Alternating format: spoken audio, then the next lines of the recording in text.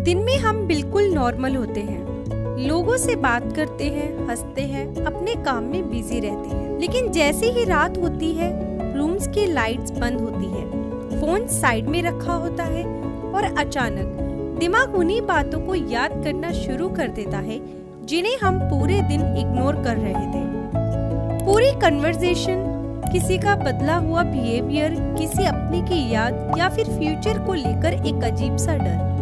लेकिन सवाल ये है, रात में ही ऐसा क्यों होता है? क्या रात सच में हमें सैड बनाती है या फिर रात सिर्फ वो इमोशन सामने लाती है जिन्हें हम दिन भर छुपाते रहे? दिन के टाइम हमारा दिमाग कॉन्टिन्यूसली बिजी रहता है। School, college, job, friends, family and social media, एक के बाद एक चीज, और इसी वजह से हमारे पास अपने थॉट्स को डीपली फील करने का टाइम ही नहीं होता। इमेजिन करो, तुम्हारा फोन पूरे दिन नोटिफिकेशन से भर रहा हो।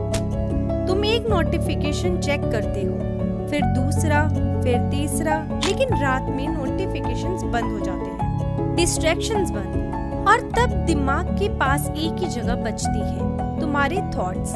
इसलिए कभी कभी रात में कोई छोटी सी बात बहुत बड़ी लगने लगती है। जो प्रॉब्लम दिन में 2 मिनट की लग रही थी, रात में वही प्रॉब्लम 2 घंटे तक दिमाग में चल सकती है। लेकिन असली रीजन अभी आया ही नहीं। रात के साथ हमारा एनवायरनमेंट चेंज होता है, लाइट कम, आवाज कम, लोग कम, एक्टिविटी कम, और हमारा ब्रेन भी ग्रेजुअली रेस्ट मोड की तरफ जाता है। जब एक्सटर्नल इंफॉर्मेशन कम होती है तो अटेंशन अंदर की तरफ ज्यादा जा सकती है, और फिर शुरू होती है ओवरथिंकिंग। उसने ऐसा क्यों कहा, मैंने वो मैसेज सेंड ही क्यों किया, कल क्या होगा, मैं लाइफ में कर क्या रहा हूँ, और सबसे डेंजरस थॉट, क्या मैं कभी जेन्युइनली हैप्पी रहूंगा? प्रॉब्लम ये नहीं कि रात में नए प्रॉब्लम्स आ जाते हैं, प्रॉब्लम ये है रात में पुरानी प्रॉब्लम्स के लिए ज्यादा साइलेंस मिल जाता है। और अब आता है एक और इम्पोर्टेंट रीजन, अलोननेस। दिन में चाहे हम कितना भी अकेला फील करें, आसपास लोग होते हैं, लेकिन रात को जब सब अपने रूम में चले जाते हैं, तब साइलेंस एकदम डिफरेंट फील होता है। इसी साइलेंस में किसी की याद और स्ट्रॉन्ग हो सकती है, किसी दोस्त की, किसी फैमिली मेंबर की, या फिर किसी ऐसे इंसान की जो अब तुम्हारी लाइफ में नहीं है।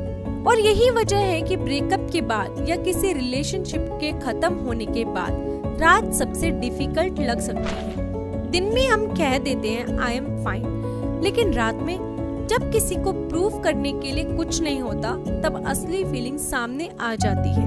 लेकिन एक चीज और है, हमारा फोन। रात को हम अक्सर इंस्टाग्राम, यूट्यूब शॉर्ट्स या रील स्क्रॉल करते हैं, और प्रॉब्लम ये है कि सोशल मीडिया पर हम दूसरों की लाइफ का हाईलाइट वर्जन देख सकते हैं, किसी ट्रिप का, किसी का रिलेशनशिप, किसी की सक्सेस, किसी की परफेक्ट लुकिंग लाइफ, और फिर बिना रियलाइज किए हुए हम कंपैरिजन करने लगते हैं। सबकी लाइफ इतनी अच्छी है, मेरी ही क्यों नहीं? लेकिन हम भूल जाते हैं कि सोशल मीडिया पर सामने वाले की 10 सेकंड की हाईलाइट है, और हम उसे अपनी पूरी लाइफ कंपेयर कर रहे हैं। और रात में जब मूड ऑलरेडी लो हो, ये कंपैरिजन और भी हैवी फील हो सकता है। लेकिन अब एक इंटरेस्टिंग बात, रात खुद सैडनेस का रीजन नहीं है, रात बस तुम्हें स्लो कर देती है। दिन में तुम दुनिया को आंसर कर रहे होते हो, रात में तुम्हें खुद को आंसर करना पड़ता है। दिन में हम बोलते हैं बाद में सोचूंगा, रात में ब्रेन बोलता है नहीं अब सोचो,